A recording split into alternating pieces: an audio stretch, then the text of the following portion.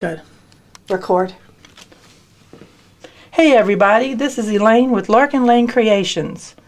What I want to do today is I want to show you some samples that I get from work. I work for a construction company, and I always, they've been throwing things away, and I said I can do something with that.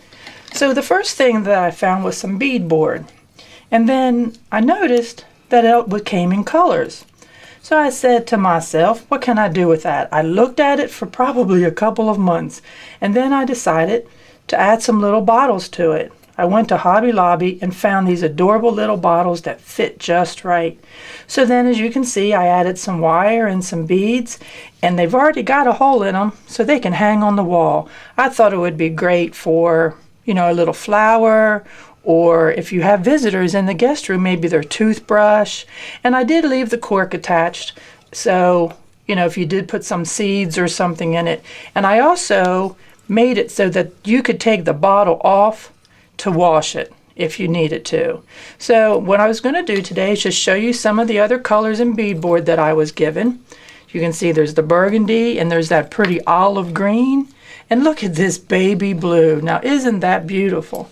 And again, this is stuff that would have gone to the landfill, and here we are trying to do something fun with it all. So, and look at that. It's aged, and it's beautiful to me. And this would be a nice gift for someone when you don't know what to do or what to give to them. Or actually, if you're going to go to someone's house, it would be a nice gift for them, hostess gift. So anyway, I just wanted to give you an idea. As they say, someone's trash is someone else's treasure. And look how beautiful that is with all that bling.